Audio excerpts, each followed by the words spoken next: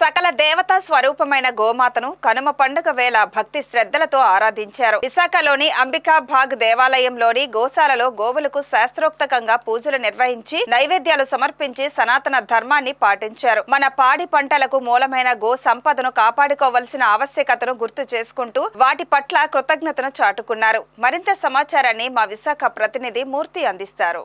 సనాతన భారతీయ సంప్రదాయంలో దైవంతో సమానంగా పశుపక్షాదులను జీవరాశులను ఆరాధించడం ఒక సాంప్రదాయంగా వస్తుంది. ముఖ్యంగా మనది వ్యవసాయ ఆధారిత దేశం కాబట్టి అందులో గోవుకు ఉండే ప్రాధాన్యతను కొత్తగా చెప్పాల్సిన అవసరం లేదు. ముఖ్యంగా కనుమ రోజు గోవులను అన్నింటినీ ఒక చోట చేర్చి వాటిని పూజాధికాలు నిర్వహించి వాటి ఆశీర్వచనం పొందడం కూడా ఒక ఆనవాయితీ గత చాలా కాలంగా వస్తున్న నేపథ్యంలో ప్రస్తుతం అంబికాబాగ్లో ఉన్న గోశాలలో ఉదయం నుంచి గోపూజలు అనేవి విశిష్టంగా జరిగాయి. కొంతమంది భక్తులు ఇక్కడికి చేరుకుని గోవుల్ని ఆరాధించే పరిస్థితి ఉంది. వాటికి నైవేద్యాలు కూడా సమర్పించిన పరిస్థితి ఉంది. ముఖ్యంగా గోపూజ ఇంతటి విశిష్టత మన ధర్మంలో ఎందుకు ఉన్నదనే దాని మీద కొంతమంది భక్తులు తెలుస్తున్నాం. ఆ గోపూజ విశిష్టత ఏంటి, ఎందుకు మనం ఆరాధిస్తాం? తల్లితో సమానం అండి. లక్ష్మీదేవి స్వరూపము గోమాత అంటేను. మనకి సాగరమదనంలో కూడా కల్పవృక్షము గోమాత కూడా అంతా ఉద్భవించిందండి. లక్ష్మీదేవి స్వరూపం కాబట్టి మనం అందరూ కూడా ఎప్పుడు పూజలు చేస్తూ ఉంటాము. గోదేవి తల్లితో సమానం కాబట్టి అందరూ కూడా ఆ గోమాత ఆశీస్సులు తీసుకుని వీళ్ళకి కనుమన్నాడు కదా, మేము అనుకోకుండా గుడికి వచ్చాము.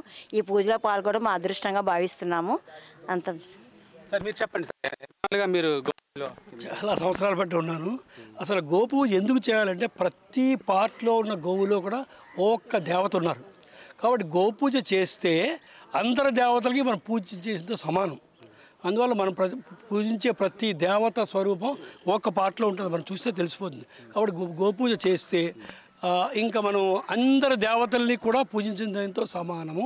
రెండు గోవు మనకిచ్చే ప్రతి ఇది కూడా మూత్రం కాదు, వారు చెప్పినట్టు అన్నీ కూడా మనకు అందరికీ ఉపయోగపడతాయి, ఆరోగ్యాన్ని కూడా బాగా ఉంచుతాయి. కాబట్టి గోహత్య ఎక్కడ జరగకుండా మనం అందరూ పూజించి వీలైన వరకు గోశాల పెంచి సహకరించవలసిందిగా ప్రజలకు విజ్ఞప్తి చేస్తున్నాం. సార్ ముఖ్యంగా గో సంరక్షణ అనేది మన బాధ్యత ఎంతవరకు ఉంది సార్? మనం ఎలా దీన్ని ముందుకు తీసుకెళ్ళాలి? అందరికీ ముందుగా అందరికీ కనుమ పండుగ శుభాకాంక్షలు.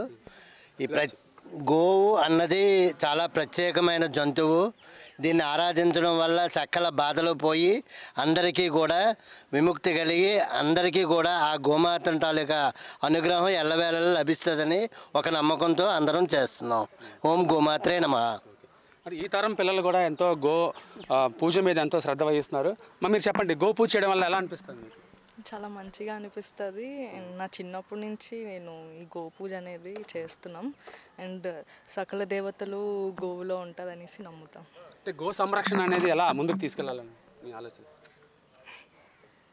అంటే గోవులు కాపాడుకోవాలి, పూజిస్తున్నాము, వాటి భవిష్యత్తు కూడా మనం బాగుండాలని. అవును, దాన్ని కాపాడుకుంటూ మనం ముందుకి వెళ్ళాలి. ఓకే అమ్మ, మీరు చెప్పండి, గో సంరక్షణ ముఖ్యంగా గ్రామీణ ప్రాంతాల్లో అయితే రైతులు ఎక్కువగా గోవుల్ని పూజ చేస్తారు. మనం పట్టణాల్లో ఉండి మనం కూడా సాంప్రదాయాన్ని కొనసాగిస్తాం. మీకేమనిపిస్తుంది? మేము బాగా పూజ చేస్తామండి. గో పూజ ఇక్కడే చేస్తున్నాము. ప్రతిరోజు వస్తాం గుడికి. మంచిగా చేస్తున్నారండి రామాలయంలో. అందరూ బాగుండాలి, చల్లగా. అమ్మ మీరు చెప్పండి, గో సంరక్షణ అనేది ఇంకా భవిష్యత్తులో ఎలా భావితరాలకు అందించాలని మీరు? చాలా ఇప్పటి నుంచి మనం అన్నీ చేస్తూ ఉంటే ముందు తరాలకు కూడా మనం ఒక మంచి చేసేవాళ్ళం అవుతామండి. దాంట్లో చాలా సకల దేవతలు అందులో కొలువై ఉంటారు. మన సాంప్రదాయం ప్రకారంగా గోమాతను పూజ చేస్తే సకల దేవతలకి చేసినట్టు అది.